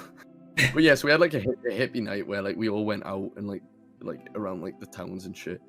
We're all just getting absolutely fucked. And by the way, I don't know if you've noticed this, like probably not because you haven't really went to any of like the places that would kind of do this. I know obviously you've went on a lot of like tourism and that, but not really like to get fucking mortal every night and shit like that. But especially like Italy was a weird one. They did like their drinks were so fucked. So, like, say I was pouring a drink here, like, I do, like, still make my drinks quite strong, but they're, like, taking it to a next level. They would pour the vodka, like, there, and then the rest would be, like, lemonade, so you're just drinking it, and you're just like... Yeah. But, yeah, like, it was absolutely fantastic. What about you, then? You got any others? Yeah, so, after I went to Orlando, it was sort of like looking at, like, for me personally, the two places that I always really wanted to go to. Were New Zealand and Japan. They were the two places that I've... Funny enough, my two favourites as well. I think just like both of them together, I'm a massive Lord of the Rings fan, hence the New and Japan just because I just think it just looks... Nerd. Shut up! Shut your mouth! But Japan I always thought looked amazing. So we were looking at Japan, and then I was like, holy shit, Japan costs a lot of money to go to! And that was the big issue with Japan when I was initially looking at it. However, as a compromise, we decided to go to South Korea. Which, you know, is essentially... I go to Japan when you go to South Korea! Yeah, so South Korea is actually considerably quite a bit cheaper than Japan. Surprisingly so, because they are kind of similar in a way, but... Again, not that similar, but we ended up going to South Korea because I kind of knew a little bit about it. Did like some research, like, you know, watched lots of YouTube videos, and I really just wanted to go to Asia, in all honesty. So we were like, yeah, let's do this. We were just like, let's do it. And we go to Japan another time. Funnily enough, we went the year after. But we went to South Korea, we booked it up, and I was so excited. Then it came to about 2 weeks before going, and I was like, holy shit, I'm literally bringing it because I've never been to a country where I kept going online. I was like, you know, how much English do they speak over here? I was like, you know, like, because at the end of the day, I've been to Orlando, I've been to Lanzarote, but if you got stuck somewhere, you could just go to someone and be like, look, I'm not entirely sure where my hotel is. I'm not entirely sure how to get here, and you probably guess that they'd probably be able to give you at least an educated guess in English. Whereas going to South Korea, I was like, shit, and every website you went on were like, you know, not many people know English. You know, the vast majority of people, you know, obviously, you know, just speak Korean. And I was like, damn. So I was kind of breaking it, but I was really excited to go at the same time. So we went, long ass flight, it's like 12 hours, longest flight I'd ever been on. And yeah, I mean, it was a long flight, but we got there, and it was a long flight, and I think the way that the time delay works, like, it's pretty much you get there the next day, the same time as you left in the UK. Oh, really? So we had like an early morning flight, probably about like 7 o'clock from Newcastle. I think we got there about maybe 5:45 in the morning the next day in Korea. Sure. That's so really good. Jet lag was wild though, because that's essentially like you've been traveling for 12 hours, but it feels like, but technically it's 24 hours. So like you have to stay up for the whole of the next day. So I was wrecked. Yeah. I was ruined that day. I was literally like your mate, the zombie. That was me. That whole Trying to get day. the lift. Yeah, literally when I got to the hotel. But obviously, getting out of the airport was fine. You know, like most people in the airport, you know, help desks and stuff, they spoke English. So it was, you know, going around, you know, oh yeah, where do I get the buses from? So we went to go get the bus, right? And we booked the bus before we went, and we got on it. And The 21. it was a 21. Gone straight to 21. straight back to Newcastle on the way back. But no, we got on the bus, right? Because I read a lot of places. Obviously, the subway, like the train line and everything in Korea is unreal. It's probably the best, like, you know, cheapest and best I've ever been on. And but I said, like, for most people say, oh, you know, if you want a more like sort of like chill, get the bus. So I was like, right, okay, I want to chill. I don't want to have to worry about anything too much. We'll get the bus.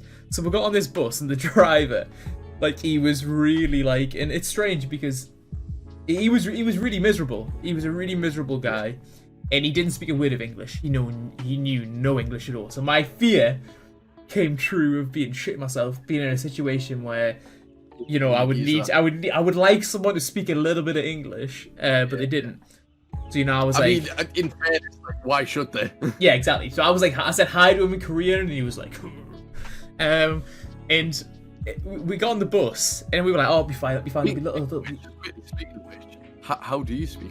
How do you say hi in Korean? It's 안녕하세요. Yeah, funny enough. Yeah, so we just thought, like, most modern buses have like little like screens with like it tells you what the stops are, right? So it tells the next stop here. So yeah, it'll be fine. We'll get that on. We'll get on that one. And there were screens, but it was all in Korean. Which again, it sounds funny that you would think that, because I think saying like, oh, I'll be fine, but like, why the fuck would it be in English? Exactly, because it's, you know, it's Korea, and I was like, at this point, I was like, holy shit. I was like, I have no idea what stop we need to get off at, and I was just all the way there. I was trying to enjoy the ride from the airport to the hotel, You just panicked. and I was just like, and it was like the first stop, and I was like, nah, I don't think it's here. Second stop, I don't know. Third stop, maybe, I don't know. And luckily, we just guessed, and we actually got off at the right one, and it was so rude. It was the luckiest thing ever, because if we got off, because we obviously had our massive suitcases at that point, and it would have been a nightmare to get to the hotel. But like I said, he was a bit of a miserable guy, but every other person that I met in that country was the nicest, most helpful people I had ever met anywhere in the world. And they're just such lovely people. Yeah. I'll have a little. Overall, like, the culture of that is lovely. I've got a little story about like how just genuinely nice the people are in that country, because after we got a bus, we pretty much vowed never to use the buses ever again in the whole country, and I've been back there since. I have never used a bus. We always use the subway, because the subway's unreal. Essentially that has announcements in English, it has the maps are all in English as well as Korean. So it's super user friendly for an English person. So if anyone's thinking about going to Korea, use the subway, not the buses. The buses are shit, don't use them. But anyway, unless you want to really rope your experience and guess. Yes, exactly. But one day we actually did have to use the bus, because we wanted to go hike a mountain. It's the biggest mountain in Seoul, and we wanted to go hike that. And essentially, the train line would only get you so close to it. Then you need to get the bus the rest of the way. But again, you can only do so much research, you know, about like what bus to get and where to get it from, what side of the road the bus needs to be on, sort of thing. There's only so much you can know. So we got up to this bus stop, and again, the bus information all in Korean. Nothing was in English. We had no idea whether we were on the right side of the road or not. No hints, anything. Yeah, like literally nothing at all. And me and Brogan obviously looked like these two completely lost Westerners who had no idea what we were doing. Stick out like a sore thumb. Yeah, literally, and we were just like stand there like, what's going on? And we were essentially at this bus stop. We had no idea what was going on. Wrong side of the road. And like I said, we had to go up to people like, you know, you speak English? You know, what's in there? Often they were like, nah, like just shaking their heads, like Just shrug the shoulders. And there was this guy who came up to us and he was like, "Oh, you's okay?" And we were like, "No, we're not at all." We were like, we have no idea how to get to where we're going. And he was like, "All right, okay." He was like, "Where you going?" We explained to him, where we're going. He was like, he explained he lived in Edinburgh, for a little bit. Oh shit! So we were like, we're not far from there, sort of thing. And he was like, honestly, I don't know how to get to where you're going. But he's like, I think I know someone who might. So he got on his phone and he rang his mate, who he thought would know this route. And he literally spent about 5 minutes. He was talking to other people at the bus stop in Korean to try and help us out. And he told us essentially what side of the road to be on and what time the buses were. And he was just, I always just remember him as such a genuinely nice bloke. And you just wouldn't see that shit in England at all, ever. You just wouldn't. Imagine trying to ask someone just on the street in Newcastle, "Excuse me, do you know that?" Fuck off! Literally, it's so. Obviously, they're also nice people, but the cultures are definitely so different. It's insane. Yeah, it's a massive cultural thing, and obviously just going on. I obviously had a great time in Korea. It's an amazing country. I did go back, and I'll talk about that in a little bit. But I went to Japan the year after, and again, exactly the same sort of experience of. The people in Japan were just very similar, really, really nice people. Which can I just say, Japan is the #1 place I want to go to in the world. That's just one of the places I've always ever I just fucking love the place. It's an awesome place. It's very cool. I would recommend anyone who is thinking about traveling that Japan is one of those pinnacle places that you've got to go and visit, because there's so many awesome places, Tokyo, Kyoto, Osaka. There's just so many amazing places to go and visit in the country. And it is expensive, especially if you plan on traveling around the country like I did, because it was, the trains, although are amazing and on time, without ever being late, they're always on time. It's crazy, but it's just, again, something you would never see in Newcastle. We bloody Northern Rail. If I'm trying to get into Newcastle on bloody Northern Rail and the train says it's going to come at 7:10, I'll be like, right, it's 7:20. I've probably got another 20 minutes to wait here, It's there was just a little sort of side story, but even little things like that. When we would be in work, you would text me and you'd be you would just tell you're annoyed and you'd be like, "I'm gonna be late, tell Connor," or just something like that. I'd be like, "Okay, first, train is late," or something like that. And then you come in and you'd be like, "I'll be waiting for the train for an hour." And just, for fuck's sake, honestly, it's one of the worst things about England as a country, I think, is our public transport. It's shocking. So bad. But yeah, Japan's public transport's unreal. And I'll talk. We went to Hiroshima for a day, just a day visit, because I wanted to go, because I wanted to. I'm so jealous. I wanted to go to the city because I just thought it was really interesting. I'm a big history buff, so I wanted to go there. But I want to specifically talk about the train ride back from Hiroshima, because obviously the train booking process was kind of difficult again, because they spoke Japanese, we spoke English. They did speak a little bit of English, but it was still difficult. But on the a lot of that, it'll be broken English as well, isn't it? Yeah, so the odd word. But it's kind of difficult to get it across. But essentially, the train ride back from Hiroshima was me and Brogan would always sit together, obviously on the trains. But for whatever reason, we couldn't on the way back from Hiroshima. Oh. So we weren't sitting next to each other, and we were obviously if no one was sat next to me, I was just gonna sort of thing. But there was this older lady who I was sitting next to, and first of all, I think we were because you get pocket Wi-Fi's over there, so I was probably on Pokemon Go or some shit, catching Pokemon on my phone or something. Catch them all. I get those. When in Japan, you've got to play Pokemon Go. You know what I mean? It's what else are you gonna do? You've got all these different things to see, and all these different. I mean, to be fair, it is Japan. You might as well. You have to. Sorry, a side question, but did you go to the arcades? The big. Of course, I went to all I went to a couple of Pokemon centers as well. But yeah, back yeah, it's insane. You'd be happy by saying that. It's insane. Anyways, carry on your story. And I wasn't really speaking much because when in those situations, I don't know if they speak English, so I'm not gonna be oh yeah, you're right.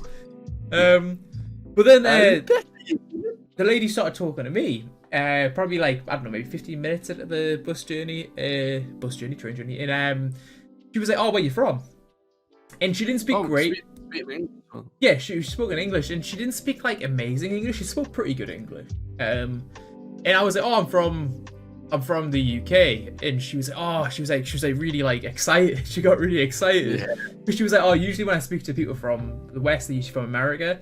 And I was like, "Oh, no, I'm from Britain." And she was like, I'm practicing my English. I'm trying to like get my English better. And I was like, "Oh, that's cool." I was like, "Your English is really good." And then the reason why she got so excited was because I think we were out there when, I don't know if it was when Harry and Meghan were getting married. And she was really into the royal family. She was like really, and she was like mega into the royal family. And she was like, "Oh my god, why are you over here when Harry and Meghan are getting married?" And I'm like, "What?" Like, me, like probably one of the most like unroyalist people. Like, you know, I'm not really a big fan of it. Fuck the Queen.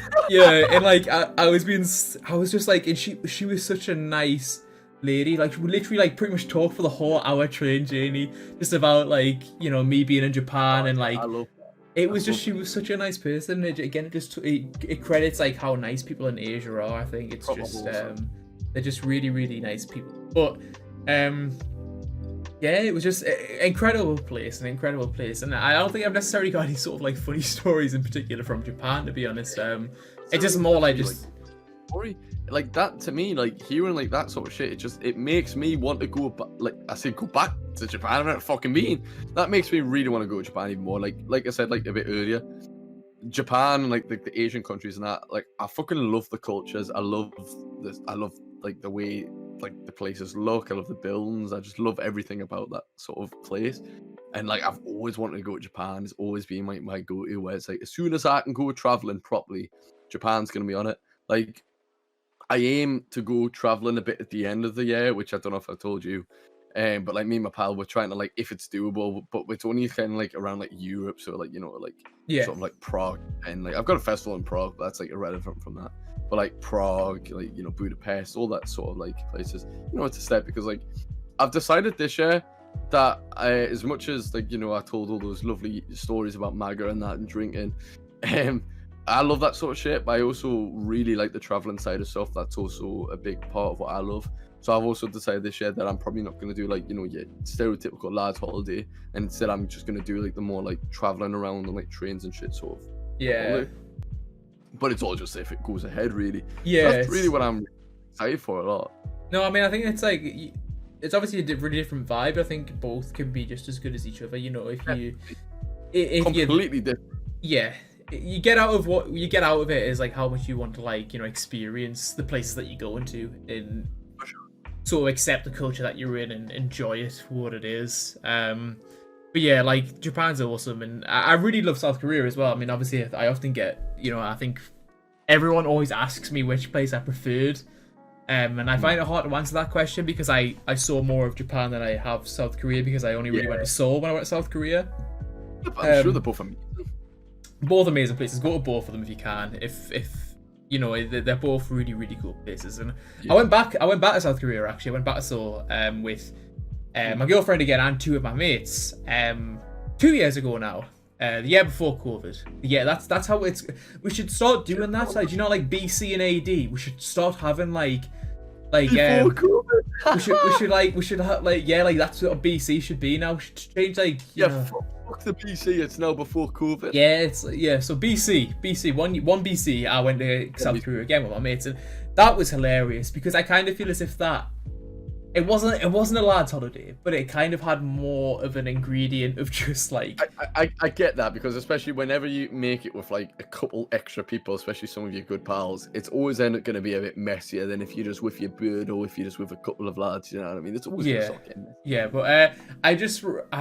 but you know, we kind of experience more of the nightlife in the country, and I think that's just funny when you go into a country where people don't speak much English and you experience that nightlife because one of the things we didn't touch on before, obviously I'm 6'4".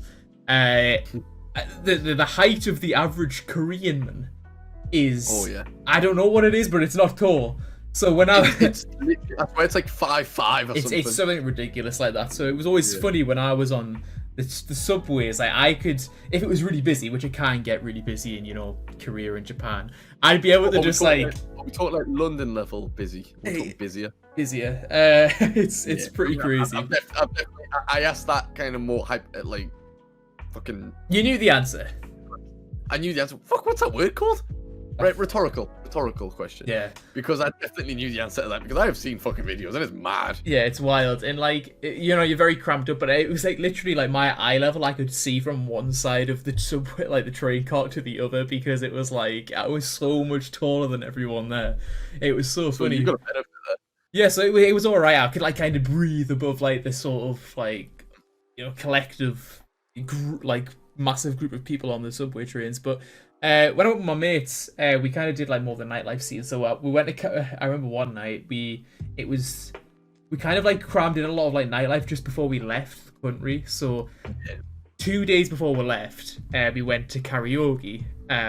We met up with one of my mates who was out there at the time from uni. His girlfriend lives in Korea, and two of his mates were out there as well. We met up for food, and then the two of his mates were like, "Oh, you know, you should come to karaoke. We should go to karaoke." And we were like, "Oh, you know, maybe," because we were planning on going out the night after to like go on like a proper night out. Nah, karaoke go though, man. So we were like, "Oh, we're going on a night out before we go on the flight home, and we're going to karaoke." And so if we do them 2 nights in a row, we're going to be absolutely ruined for the flight home. Fuck it. That's pretty much ended up what we were doing. And like, I like to see it. we started like obviously like getting a little bit tipsy before we went in. I don't think you're meant to take into drinks into like the karaoke places in Korea, because I think it's kind of obviously, you know, I think that they probably hand in hand leads to a lot of disasters, karaoke and alcohol, and like drinking it while you're doing the karaoke. Probably not the best idea, but we it's more like a dame. Yeah, literally. We were like, you know, walking in with our like bottles of soju, just like stashing them underneath our coats, like, I want to get in here. Yes, I'm from the tune, me man. It's been in fucking Asia. Yeah, literally. But like, we went in and like it started off and it was kind of like a little bit like weird, but honestly, after a few songs, man, it was just the greatest shit. It was so funny. It ended up like. With the songs you were singing? What, sorry? Would you like to share with the songs you were singing? Oh, loads. I mean, my go-to on karaoke is "Kiss from a Rose" by Seal. Yes. That's my go-to. I also like a bit of the Backstreet Boys. Here in the, like, you know, a couple of the Backstreet Boys song, "Backstreet's Back," is, you know, a good one. All sorts, everything. It was literally, you know, Mariah Carey was on there. Sia songs. You know, any song which makes you literally scream and like my throat the next day was ruined. Yeah. I mean, if you're gonna go for it, like if you're gonna sing, you're gonna fucking go all out. Yeah. We can't sing, but you might as well try. Yeah, I mean, not try and sing. I mean, like, make it entertaining. It was funny though, because it was one of those things where like more people, more of like my mates, because my mate went home. He went home. He couldn't go out, so it was my mate's mates and us. I think it was because he was staying with his girlfriend. His girlfriend had like an exam the next day, so he was being a little punk and he didn't come. Being a fanny. Yeah, pretty much. But it ended up like more of their mates came, so it ended up the karaoke thing was about like 10 of us in this one room, and it was wild. It was so fun. Oh, we in one of the private rooms. Yeah, because all of them are private rooms in like they have these like massive buildings in Korea and Japan where like you can just go in and it's so good. It's so much fun. I get what you mean. I've never been, but I've seen that sort of shit. But like, obviously, they also do the ones as well where it's almost just like a pub, but yeah, the karaoke in the corner. And I just had a vision of you all just like belting out fucking like Sia Shandaya. Good way. And there's just these like old Korean men just sitting like trying to drink the drinks. Like, I did do Chandelier actually. It was the last song. It was the last song of the night, and I nailed it. You know, as you do. That's a true Gucci Toad's Gucci Gang song, that one. But yeah, but one of the stories I wanted to talk about, obviously mixed between the night out afterwards. On the way back from the karaoke, obviously all the trains stopped, so we had to get a taxi. And one of the girls who was there, she spoke like pretty much fluent Korean, And I was like really sketchy. I was like, I can't book a taxi. I haven't got a freaking clue how to ask for a taxi about where we're going. Bearing in mind you were probably drunk as well. Oh yeah, I was pretty steamed at that point. Yeah, no, it was definitely an interesting one. And this girl, like, she managed to like book it, so we were like, oh, it's alright. I kid you not, the taxi drivers in South Korea, I don't know if this is just like a thing on like nights out, but I thought I was gonna die. I thought I was dead. The roads were dead, right? There was literally like, there was no one on the road. It was dead. But the speed limit in the city, you'd think would be like 30, right? It would be like relatively low, like it is in most places. This taxi driver was freaking pumping it. He was like, I thought I was in Fast and Furious or some shit. He was like drifting around the corners. I was like, what's going on? I mean, I don't know if it's just because I was drunk or something, but I was tripping. And my other mate who came home in a separate taxi, he said exactly the same thing. So I think it's the thing. Yeah. I think it's just South Korean taxi drivers. Like handbrake turns and that. Literally, it's insane. But then, like, that was sketchy. You get to your hotel and he starts doing donuts in the car park. It was mad. I just remember the night after we went out. Like, just a quick funny story about that. We were on the subway train. There was this. We were just talking. This lad got on. He was hammered. This guy was. He was so drunk. Like the drunkest drunk could be. Couldn't stand up. So he was sitting on this chair. His head was down, and he fell asleep, obviously. And we were like, oh, you reckon someone should like wake him up and like you might get past his stops. So he went a couple stops, he was asleep. And then he was stopped at the stop and he just got up straight away. Got him out his chair, walked straight out, you know, like, well, I said stumbled out really. And I was gonna say walk straight out. It definitely wasn't straight, it was definitely he like looked around and he was like stumbled straight back on the train. He obviously that wasn't his stop, so he got back on, sat back down, and just like slumped back into his chair. And then the next stop, he literally did it every stop for about 4 stops in a row. That's fucking hilarious. He was so hammered, and it was just, we would have sitting at the opposite train just creased because it was like, it was so funny. But yeah, like it's nightlife in Korea in particular. I didn't really experience as much in Japan, but the nightlife in Korea is unreal. It's a really, really cool place for nightlife. I can imagine. Yeah, but that's pretty much, you know, my I feel experience. like those places with like, no matter where you go, it's always going to be interesting. Do you know what I mean? Yeah. Like, as much as like, obviously some places are cooler than others, but I'm talking like, if you're going somewhere there, even like where you don't speak the language and that, you're going for a night out with people that are completely you because it's a completely different culture. I always find that like a bit amazing, like not amazing, but just like really interesting. Do you know what I mean? Yeah. And it was like when we went to like, see, we spoke about a bit last episode when I went to Prague and shit. But like even like stuff like that, like we were going to nightclubs and we were going to like a lot of these places, and it was just so different but same at the same time. But like one thing I did notice a lot in Prague was like you would get in and they'd have like, instead of them just being like a nightclub, it'd be like a multi-purpose nightclub. A lot of them were just strip clubs and nightclubs at the same thing. So like one of the ones you go down, it was under a hotel as well. It was so mad. You literally go like in this hotel and then like under it, and it'd be like the bar, and then it'd be like a big strip club.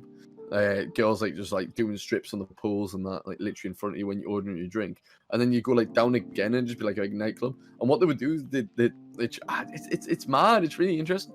They'd get the strippers who had been stripping all night and like dancing in front of you to then go dancing in the dance halls to try and bring more men to dance in with the girls or girls, whatever floats your boat.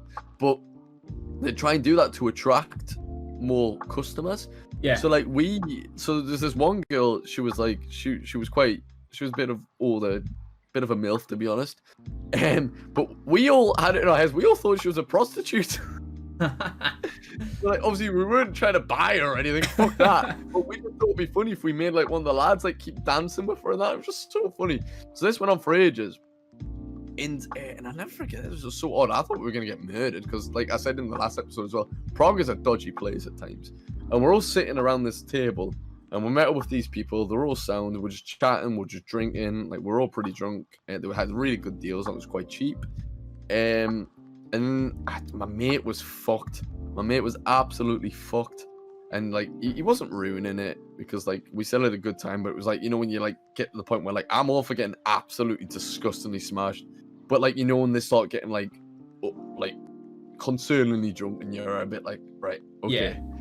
And like you know, if I'm even thinking, okay, he's too drunk, then you've got an issue. So so he's fucked, and then something happened. I think one of my mates, like childish, I know, like pulled his pants down or some shit. I don't know what happened, but his pants ended around his ankles, and the stripper saw the girl who was dancing with my mates earlier, and all of a sudden, she went full fucking like Wolverine.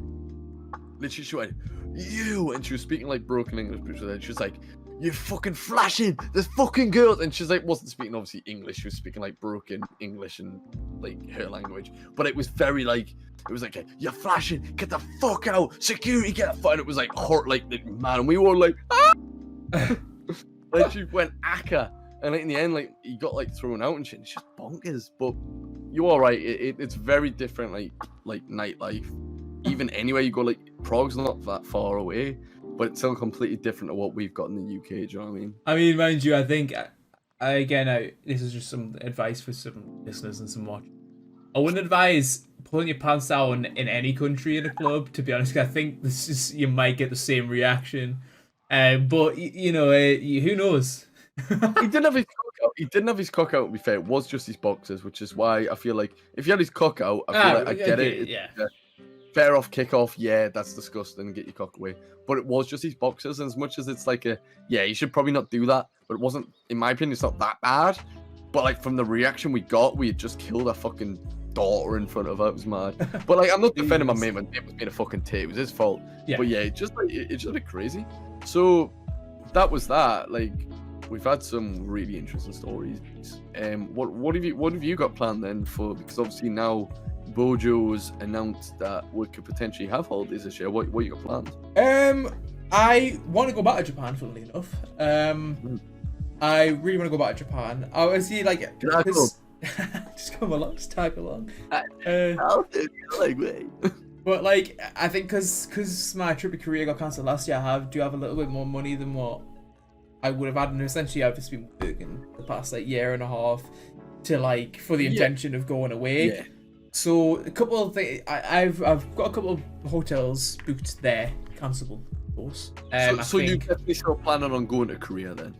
Korea as well. So I've got three. This is Japan that you've I've got three holidays that I potentially may be doing this year. First one is Bali. Oh mate, hang on. I swear it's pronounced Bali. Bali, whatever you want to call it. It probably Fuck is you Bali. with your shit pronunciation. And I mean, I could be wrong, but yeah, mate. Bali. Beautiful. Tomato, tomato. It looks like an unreal country. It looks really nice. Indonesia, just generally. Pain in the ass to get to though. Yes, yeah, but I think that's, first of all, I think I might be booking stuff there soon. Japan and then potentially Korea with my mates. Nice. We'll see what happens, sort of thing, you know, because obviously I think at the minute it is still very much up in the air about travel and like timings. It's early days. It is early days. Yeah, but hopefully that's what I'm fingers crossed. Everything goes right. I will go to all three of them, but if not, hopefully I can get away to at least one of them. There's a couple of things, yeah. Yeah. So, what about you? What are you planning? Other than your Euro tour. Well, that's kind of like the main one, to be honest. Like, I've got little things like, obviously, as a whole, I'm still going to be doing like a lot of festivals and shit this year.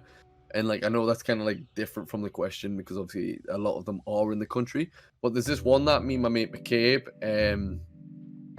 we booked probably, I want to say a year ago last month, which is mad that we still haven't even been in the fucking festival yet.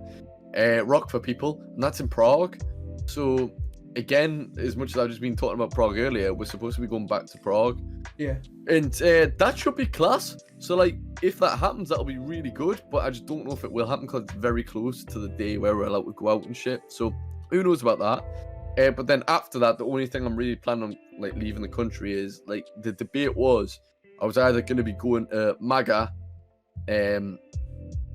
Honestly, can't remember the other place. I think Barca was one of them for my mate's stag do, but not a fucking clue what's happening with that at the minute. Because my mate's getting married, but like that's been pushed back so much. I don't have a fucking clue what's going on.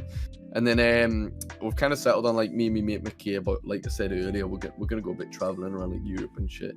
Obviously. I don't know where exactly, but that's kind of the idea, and I think we're gonna try and stick with that one the most.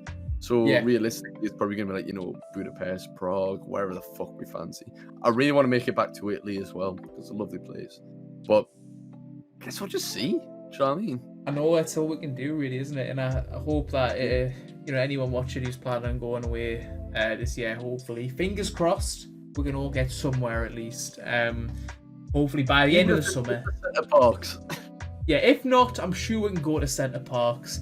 You know, it sounds great. I might go there myself. Jack's convinced us. I tell you what, if I was watching this, I'd rather go to Centre Parks than Magaluf. So, because you don't get shanked at Centre Parks, although you might.